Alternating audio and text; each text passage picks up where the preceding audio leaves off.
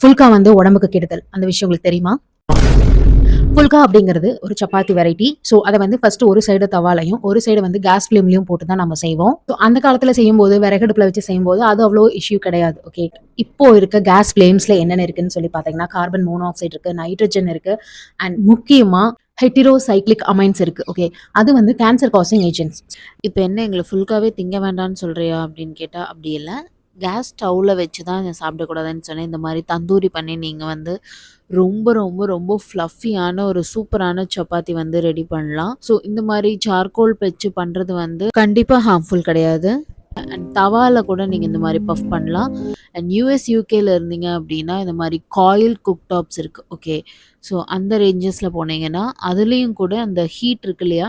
So அதுல வந்து உங்களுக்கு சூப்பரா பஃப் ஆயி வரும். நெறைய ஹோட்டல்ஸ்ல தந்தூரி செய்வாங்க தெரியுங்களா? அதுவும் இதே மெத்தட் தான். ஸோ நீங்க கேஸ் ஃப்ளேம்ல வந்து அந்த தந்தூரி வந்து ரொட்டேட் ஆக ஆக அதில இருக்க அந்த கேஸ்ல இருக்க மீத்தேன் பார்ட்டிகல்ஸ் வந்து குட்டி குட்டியா அந்த ஃபுட்ல டெபாசிட் ஆகும். வந்து இது படும். ஓகேங்களா? So tandoori, gas stove no. எங்கேயாச்சும் ட்ரெக்கிங் போறீங்களா? ஒரு முழு கோழி அடிச்சுட்டு வந்து நல்லா வச்சு செஞ்சு டோஸ்ட் பண்ணி என்ன பண்றீங்களோ பண்ணி வெளுத்து கட்டுங்க. ஆனா கேஸ் ஸ்டவ் வேணாம். ஓகே. நம்மளுக்கே தெரியாம நாம நெறைய விஷயங்கள் வந்து லைஃப் ஸ்டைல சேஞ்ச் பண்ணியிருக்கோம். ஓகே. அதெல்லாம் கொஞ்சம் கொஞ்சம் ரெக்டிஃபை பண்ணா போதும். ஓகே. ஸோ நம்ம சேனலுக்கு மறக்காம சப்ஸ்கிரைப் பண்ணிக்கோங்க. பாய்.